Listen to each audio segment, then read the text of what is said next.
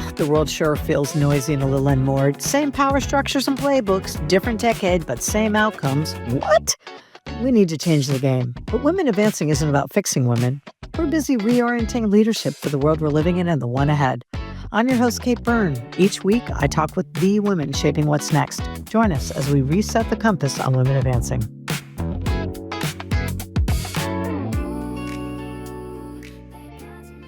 Hey, everybody. It's your host, Kate Byrne with Women Advancing. Today's guest is Kelsey Nicole Nelson. She is a broadcaster, a professor, and an entrepreneur in her own right, owning 2 businesses. She's built a career in sports media by doing something so deceptively simple and surprisingly rare. She shows up as herself in spaces that were not always built with her in mind, and yet she owns them completely and unabashedly. And I love it. And as a result, made room for others to do the same.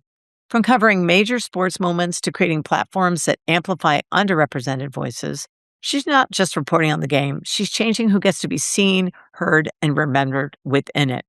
Her podcast network is allowing so many to be elevated, which is really exciting.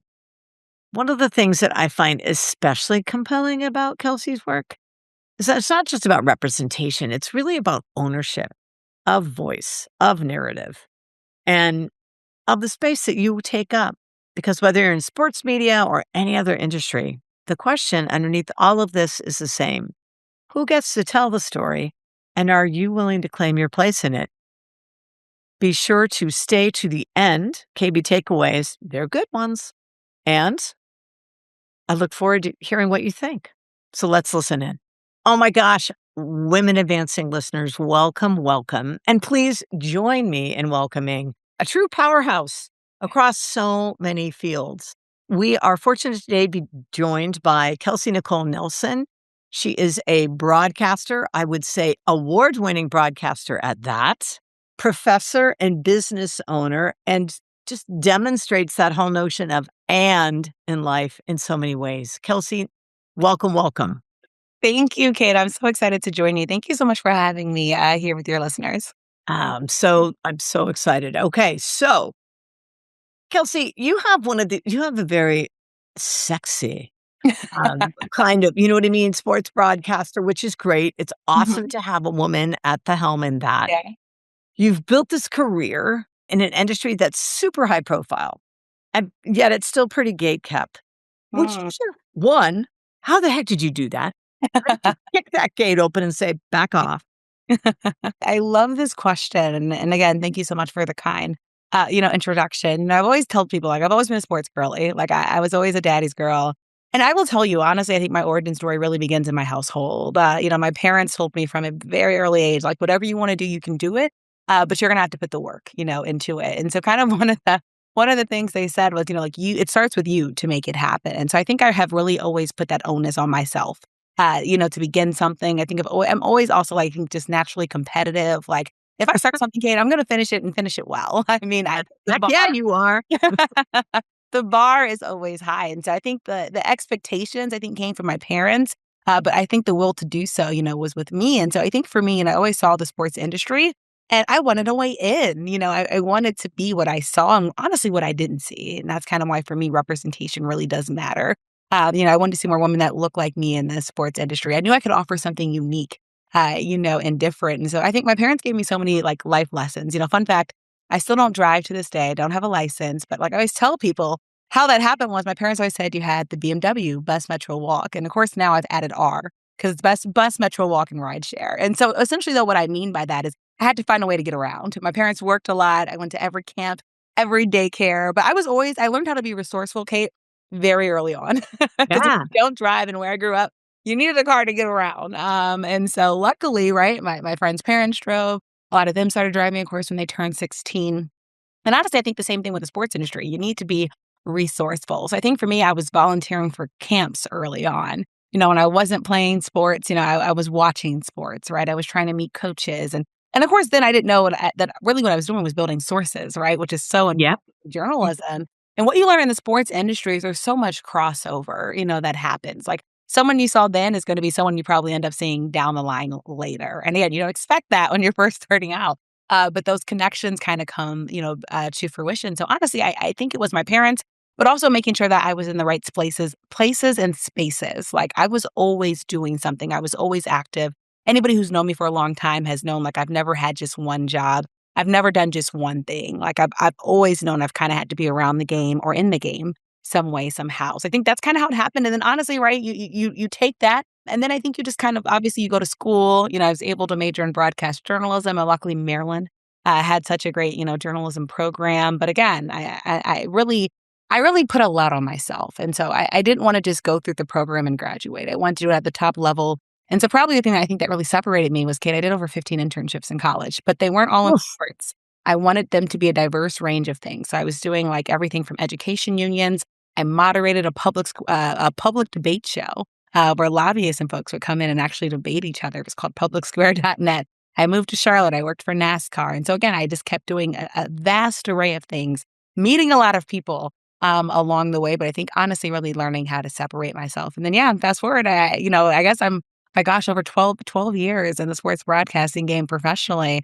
And it's been absolutely amazing. It's taken me so many different places. And it means a lot, though, especially to have grown my career, of course, in my hometown area of the DMV. Which is awesome. So it's pretty clear early on you realized, okay, some people can fit in, but that's not me, and really truly over show up. So how would you define like Yeah. your special, like your quiver, your like game? Ooh, Like people yeah. say, I need this, Kelsey. I think, people always tell you you can be a jack of all trades and master of none, but I really think you can be a jack of all trades and master of all if you do it right. And so to your point, I think when people call on me, they know they can get a variety of different things. So as you said in my title, right, not only am I a broadcaster, I'm a business owner. I can talk the economics of sports. I got my master's degree in business. I can talk again, kind of alluding to the business of sports. I can talk about it on a different level. Small business, entrepreneurship, that's such a big topic right now. I can talk about that from experience, but also having worked with other business owners, also having been in a bunch of chambers of commerce, right? And things of that nature. And then, like they said, at the end of the day, I'm a journalist, right? I can talk the X and O's. I've done everything from hosting, sideline reporting, analyst work, you name it. I've called games as a color commentator. You name it, I've done it. And so I think that's why people enjoy me because they know, like, you put it on me and I'm able to kind of break it down. And like I said, I have a background in education as well, right? I'm a professor. I also taught, in the classroom. And so, especially when it comes to like athletes' foundations, are things of that matter. I think I've worked for unions. I can talk about it in a different and unique perspective because I think that's what folks have to remember. I've covered the political trail, Kate. Sports touches everything. I also at Maryland did a whole public policy program. I could touch on the intersection of sports and policy, right? And Yeah. so all of these different things, that I think sometimes we might have to get six people for can kind of be like an all-in-one package deal. And oh, by the way, she's very high energy. She brings fun, to the broadcast. And so I think for me, it's kind of what's been able to kind of propel me forward. There's every day I always tell people I'm not learning. Like I'm always learning. That's one thing I love about living in Washington, D.C. Everything happens here. You can be in a sports conversation, you can be in a policy conversation. You meet, and then international ranks. I've had a chance to live abroad in high school. I teach a lot of international students now at George Washington University. So essentially, Kate, I just feel like my toolbox is always getting, refueled from the background, that I have. And I'm just grateful that people do see that as a value add in a world that really kind of tells you you need to be one thing and do it well. I think I'm kind of the opposite of that, where you can do multiple things, but you need to do them well because it still is quality over quantity. But again, learning what your superpower is. For me, it's like if I was a superhero, Kate, I wouldn't have just one superpower. I'd have multiple superpowers. Like And a jackknife, like, which one am I pulling out today? But I do take pride and value in that because that essentially means, again, I always have to be on it because again, I have to watch. I have to know what's happening, with everything, from what's happening right now in Iran. Because people sometimes think that might not impact sports, but I've moderated and hosted, sports diplomacy conversations, and different things of that nature and matter. So like essentially I'm a sports and news junkie that has really turned that, into a lifelong career that I'm grateful, again, that people see a value add in. And it's instead of being afraid of someone like that.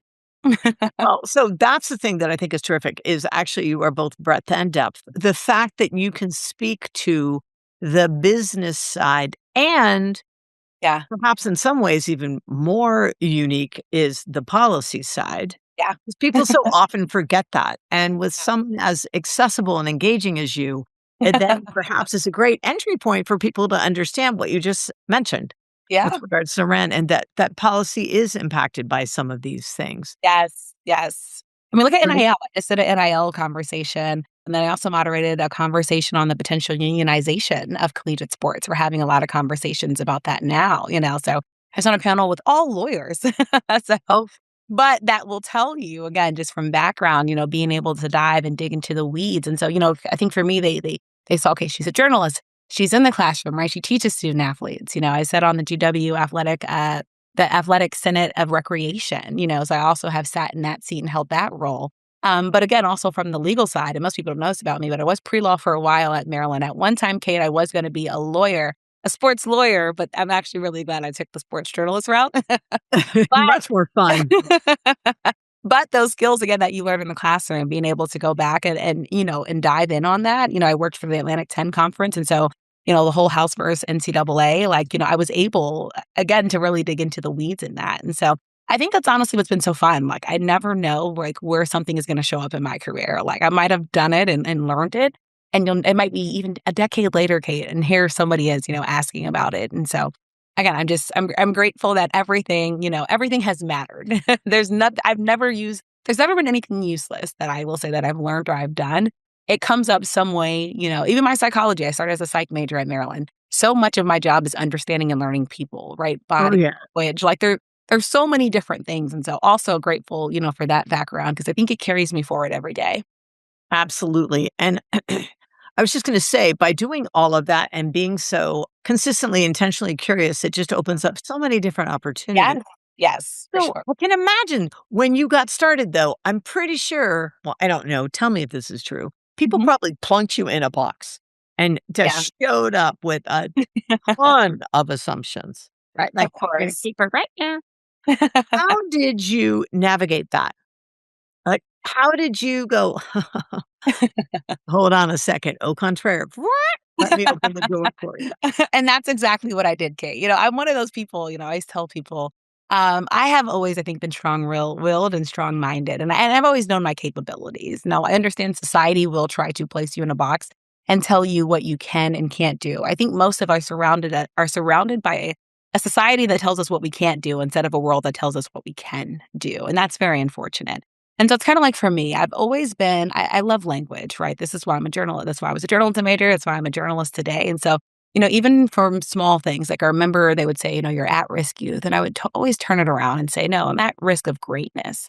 Mm, And I say that to say, like, I think for me, when I started out, Kate, everyone was trying to tell me what I needed to do, but everyone was trying to tell me what I didn't need to do. In front of the microphone, they said, you need to be behind. You're not ready yet. This is too much for you. It's too big for you. You're going to blow the opportunity. And think about it, like you're just graduated and this is the first thing that people are telling you, when you feel like you've done good. And so honestly, I think I was kind of pushed into building my own very early and entrepreneurship, right? I didn't think about it like that at the time. But luckily for me, I had done a radio show in college doing sports. I wrote for the newspaper. I had done a couple of podcasts with guys where I was the only female. And so I always knew what I could do. And so luckily, I think one of the best things that I did, Kate, was build my own early. My podcast that I still have today, Listen In with KNN, I was able to launch that in DC. My first guest ever was Brian Mitchell, who, if anybody is a Washington Commanders fan, now that should resonate and ring a bell for what he did on the football field. Met Brian when I was interning back at what was Comcast Sportsnet Washington, of course, which has now evolved and morphed into Monumental Sports Network. But essentially, I will tell you, like when I launched my podcast network and I had Brian on as a guest, and I actually broadcasted live talking to Brian from a golf tournament. And if you know this area, let me just say the US, golf is so big. And so I mm. won't forget, Kate, when I launched this first episode, I had so many eyeballs. Like, wait a minute, who is this young girl that got Brian Mitchell talking an hour Awesome. podcast? And essentially, I think I also learned the early power of branding. Again, it was not intentional. It was just to show like, hey, I'm ready for the microphone. Like, let me show you my interview skills. Let me show you my hosting skills. And I think that really was one way that kind of separated me from the pack. From Brian Mitchell, like I stayed on with all celebrity guests from the sports world. And again, everybody was trying to figure out like, how is she doing this? She's not on a radio network, but she's getting the same people we're getting in. getting them for longer, like getting them to talk longer. Obviously she's dealing with PR reps and agents. And honestly, for me, I was unscripted. Like we went anywhere. And that's my biggest thing. Had real conversation. And so I think Yes, to me, I always tell people it's one thing to not be invited to the table, but it's what do you do after that happens? I that's think what I for was me, gonna ask. I'm that Exactly. person, that okay, you guys don't want me at this table. Well, guess what? I feel that I do have the skills and tools to build my own table. But the biggest thing is not only build my own table, I'm very big in lifting as you climb, right? And so for me also, like when I started my podcast network, early on, I wanted other women to be part of that story. And so, everything from my first people, my first friends, that helped me help produce shows and create graphics, right? Because there's so much that you have to do when it comes to it. And so that was the biggest thing, I think, building a table, but making sure that I brought chairs for others. And not only that, I wanted to have, my say in it. Leadership is really important to me. I always tell folks, I don't want to just be at a table if I can't put my elbows down and actually talk and be listened to. And that was what was important for me in building a table. And so making sure that I was also the executive producer, right? Having say so in it. Didn't want somebody else to come in and tell me what to do, with the show that Especially after all that. especially after all you do, right? So not just a host. And then the other thing, of course, was early on I launched my internship program. So I wanted to give Mm. back to other young people because I understood they were probably going through the same things that I was going through. So I think it was that. I think it was building my own, but not in building my own. I think it was welcoming others as well. Because if you're going through something, more than likely you're not the only one going through something. And so for me, I wanted to make it better for everybody else. And yeah, fast forward, the podcast network has remained strong. We've had amazing guests. We just had Chris Paul on, and that was such an amazing show. So, I think honestly, I think my story has been defying the odds. And when people said no, turning that around to the word on and being put on to something else and really learning how to make that opportunity the best and the most of it. I love that. In that no and turning it to on. As in game on, thank you very Yes. much. Yes. And that has been my life story, I feel like. Well, Always. and the truth, you probably couldn't imagine it any other way because it's Yeah. just who you are, you're wired. Uh, I'm just that way. Life will throw you so many different things. And I really think adversity really is how you react and respond. It's so mhm. easy to give up, especially in the sports industry. Like people will see social media and think that's reality and think, you have everything that comes to you. Folks, I still get no's to this day. Like I still get told I don't have enough experience. Though again, I've been in this industry over a decade. And so but it's how do you take that? You take it, do you sulk on it? For me, I just use it as energy for the next thing. And there's always opportunities out there and you have to chase them. But the thick skin you need in this industry and it teaches you a lot. But also I feel like for every no, it's put me on again to something greater. And I think that's what's been so fun about this journey. Like who knew my broadcast career would take me into teaching, which would take me into launching 2 businesses, like never the goal or plan. But again, opportunity after opportunity has come forth, based on just the one initial dream of being a broadcaster. But now it's broadened into so many multiple things that I'm really proud to hold The today. breadth of that casting and the platforms from which you do so. And I do think that is really true. So often, they always say rejection is protection. Mm, And it helps you kind of guide to where, frankly, those people who early on said, "Oh, you're not ready for it." Well, actually, yep. you all aren't ready for me. So it takes you to Ooh, places that yes. are ready for you Exactly. and saves you the time from Yes. wasting energy and just really critical insights in a place that wouldn't Exactly. really ever get it. And so you end up surrounding yourself and putting yourself in more mutual, I think, reciprocal I love that. wins, Yes. right? And it fuels Yes. you. It's nourishing as much as you are nourishing it. Exactly, and that's what life is, I mean, none of us, I Yeah. would say, gets a yes to everything that we've ever wanted, but that's why I truly do enjoy the journey, for everything that I thought I wanted, it turned out that I didn't need it, Yeah. and I got something greater, for me, like, I've been able to work on the team level, I've been able to cover national leagues, I've been able to talk abroad, I've launched a whole public speaking career, like, I wouldn't trade any of this for the world, Right. but it wouldn't have happened if I kept getting those early yeses, because honestly, I think that's when complacency kicks in. I would And agree with you. but when you're getting the no's and you're going through adversity, it's a lot harder to be complacent because more than likely you're not gonna be happy, so that means you're gonna have to find a way to still get to what you want, right? That winding road, and so for me, I've just never been complacent. Like, I always tell people every day for me is an audition. Every day the sun goes up, It's an audition for me to try out for the next opportunity, the next thing, while also trying to keep my roles in what I'm doing. And that's what I love. I love that challenge, that we get a chance to do every day, but also knowing you want to grow. Like for me, that's how I measure my success. It's about the growth. Like if I'm staying steady, that for me Yeah. is comfortable. I need to be growing and moving on. And again, everyone's different. Some people might be comfortable with that straight line. But for me, that's never been. Like I always want to be better this year than I was last year. And growing in that. And so that's for me, it's been a fun journey. It's been, again, I would have never expected. If you told like 17-year-old me that this would be where I am today, I would have never believed it. But at the same time, like I wouldn't trade this for the world, Kate. Like I truly am happy with what I'm Yeah. doing. Which is so you feel it. You infuse others with it. It's palpable. Thank So you. I got a question for you. And this is sort of all right. So you're incredibly good at what you do. Oh, thank you. Humbled to hear Yeah. that. And I love that too.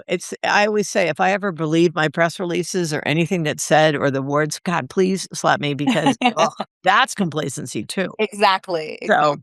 humility is key Mhm. and I think really crucial asset for folks to have, not false, but true and real. I love that. So you speak live and you kind of have to respond in the moment. And so I'm thinking of people that are listening. So Yeah. sure, yours always on, on camera. But, there are people too that are, going into a meeting and sort of that kind of thing. What is your preparation process? And kind of how do you stay grounded? Because I got to assume there are going to be some times when things don't go as planned. All the time. Oh my gosh. Welcome to the world of live television. Yes. So how do you prepare I mean, do you in your head, do you go plan A, plan B? Or I could also see where you go, okay, this is kind of what I'm thinking is going to happen, but Yeah. let's see. My So, God, yeah. I wish life went as everything should, and, like, if you've ever worked in production, you know that never happens, like, right. just yesterday, I had a microphone that wasn't on, but, the show must go on. I have a loud Yes. voice, so, we kept it rolling. I think the biggest thing is I'm very big into over preparation, like, for me, so, like, right now, Kate, I'm in my NFL draft world, and NFL draft, just so folks know, any draft, there's so much information that you need to know, and knowing most of it, you probably won't even won't come out your mouth as a broadcaster, but you have to be overprepared because you don't know the questions you're gonna get asked. You don't know, obviously, you have assumptions about where people will go, but you don't know for sure. And again, you're live, and so for me, even just yesterday, when the draft happened for the Washington pick, again, we were watching it in real time, and then boom, you're live and having to give your analysis. And so for me, what that looks like is I breathe and consume, so like I said, sports and news are what I watch. Like, ask me about reality shows and stuff, Kate, I'm probably the worst one for you. But anything happening in, like, the world as a whole, like, because 'cause I'm a learner where I memorize things very well. Like, luckily, that's, I think, what really helped me through school. Like, I hear it and I remember it. And then Nice. also, like, I'm one of those people, I'm always writing, always typing, like, I see it, I wanna put my notes down because that's also how, again, I retain information. So that'd be my Okay, biggest advice. anchors. Yes, like, you have to. And again, for everybody, it might be different. Like, for me, for instance, like, I can only have one sound. Like, so if I have the TV on, I can't have music playing too, because then my mind doesn't know which one to focus on. So, like, I have the TV playing, and then I'll be writing something, and, like, I'm good. And so I think that's what it is. It's being over prepared, and in journalism, we always say, "Stay ready so you never have to get ready," and that really what it is. And so for me, it's kinda like in the off season, you're still learning, right? Like, you're Yeah. still building. Honestly, even as a professor, right? Like, summer break's about to come up. I'll still be planning for the next, course and iteration, making this better. And so I think that's really what it is. It might sound cliche, but you have to be learning every single day. You have to be better, getting better at your craft every single day. For me, a lot of times too, it's talking to different people I know within the industry, different sources, trying to get new information. Even today now, honestly, a lot of it's following people on social media, right? Because Yeah. sometimes that's how you learn about the people you're going to interview from what they post, right? Is it a new baby in their life? Or did they just get married? So all of All those little details. Exactly. they all matter because you never know when you're gonna have to pull up that information, and how it might parlay. And so I think that's the biggest thing, like, you always like, for me, the first thing I do, I teach this to young people, but, like, if you are gonna be on your phone first thing, it better be checking what's happening. Like, you need to know at a minimum what's happening in the world around you. And for me also, I love to bring things back local because I just know, like, for me, I think my strength and power going to back what I'm known for, like, I'm all things DMV sports. And so, Mhm. like, in the draft also, even if it wasn't a Commander's pick, I need to know the DMV guys that are getting drafted, who Mhm. came from the area, that the area that people should be following and watching. So essentially, before this, I used to love, and just like learning that way. I used to love going to the library, Kate. That's one thing if I Mm. had more time now, I would actually love to do. I still do read books, but of course it looks much differently now. But Yeah. even like sports is so much of history and what happened before. And so, for me, it's always, I love talking to retired players. Again, just getting their perspective, how things have changed, what they see happening in the future. Like it's all of those different things. That's why for me, like no day truly is the same, but essentially every day I'm gaining knowledge. That's the one thing that is consistent. Like I always have learned something. Like even today, I've already learned something I didn't know yesterday.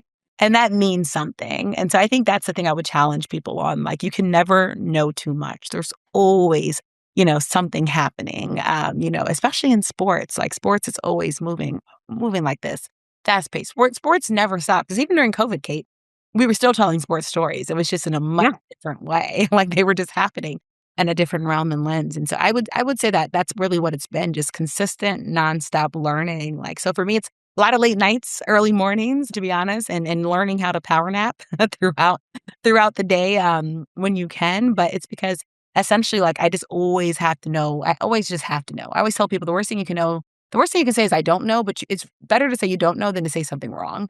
But for me, Yeah. I never even want to get to that point. I want to know, and so I do my best to make sure I can retain and know any and everything about a subject matter that I'm supposed to be an expert on and in. Well, and with a mind like yours and rabid curiosity for knowledge too combined, Yeah. there's a real gift of connecting dots and being Yes. able to, I don't know how I often call it, the eagle's eye view or hawk's eye view, where you can sort of see and you can go, huh, okay, not necessarily trend spotting, but potentially where Mhm. you could make in prep, maybe. I wonder, and you could probably even have a game with Yeah. yourself like, all right, so this and this, I wonder if XYZ is going to happen. And then so I could see that being a fun part of Oh my you. gosh, yes, yes. Like, it's one of the fun things, even, like, NASCAR, right? So, like, Michael Jordan's 23, XI team has had some success lately, and, it's been so fun. So, like I said, I worked for NASCAR and their integrated marketing communications department, and obviously I cover the NBA, I've been an NBA analyst, and so, being able to pull from his, basketball success to, again, just understanding NASCAR and also the lawsuit that Michael Jordan went through with the sport and why him winning now too and all the success happening, like, I just love those different connections and parallel points. Here's a man that obviously like played basketball at the top level. Here he is now, in a sport of NASCAR where he has been trying to find more success, but a lot of it has come again after kind of a tenuous, relationship Yeah. after the lawsuit that happened, with his team suing NASCAR. And now here he is back in the success window. And so it's like it's that I love. Like I said, from the DMV guys, like I love when I'm able to pull, the local connect. Here's a high school, that so many of us know, and then here's a guy now going to the top level. So, like you said, that there's so much, of that. Guys I went to school with who play in the pros now. It's so much fun, and that for me, you said it, and that's kind of why at the end of the day through all the different titles, I always tell people I'm a storyteller and connector. Like those are really the two things I truly am, storyteller and connector. That's what I do. I tell stories and I connect dots, connect people, connect things. And I kind of really do like being that middle bridge for folks, between like what's happening out here and what you need to know and what you should know. I try to be that, that gap for folks. Yeah.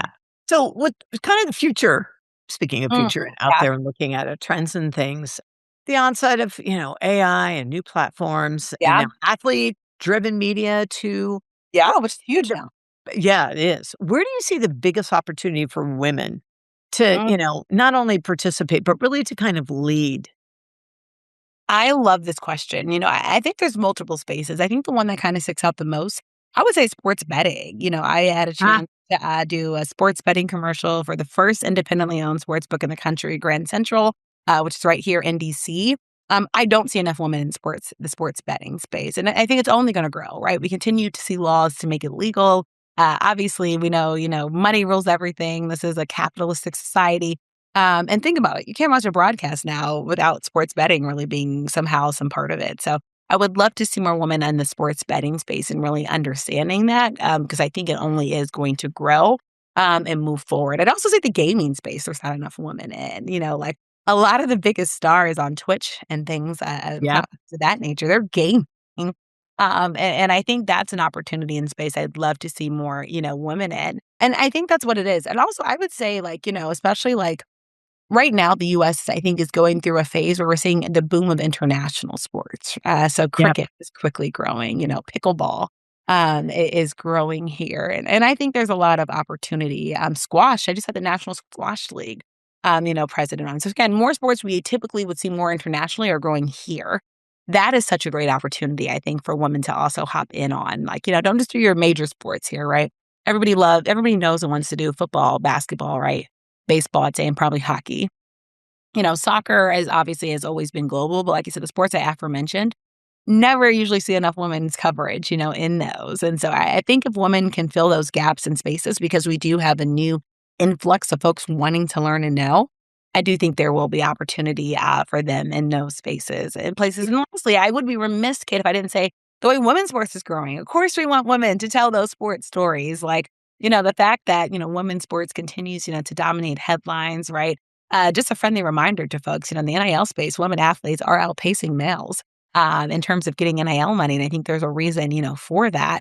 But yeah, I think the growth of women's sports, we've seen especially the growth and boom of women's college gymnastics, women's Yes. volleyball. Obviously, most folks probably already know about women's college basketball, but I think it's a really exciting time for women because I think what we're seeing from the college sports is the growth of these new sports leagues, right? So now we have the women's, we have Athletes United, we have softball.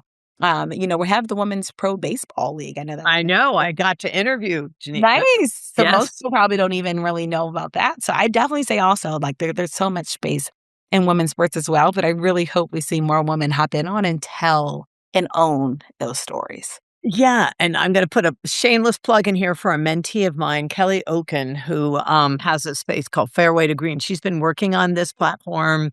She's, graduate 2 years out from Darden Business School, and That she's is awesome. passionate former golf pro, and she just said, "It's time. I gotta get a platform out there to get more voice, more coverage on this." Yes, So, yes, golf is another one. So I love that, especially now, right, as we've seen golf expand in new leagues, right? So right? there's opportunity now, and the great thing now is that, I think the media space has opened, right? Where media are sharing these opportunities with content creators, right? So you don't might not necessarily have to be a female journalist, to get in these spaces. Like, essentially now people want the content. They want to consume in some way, shape, or form.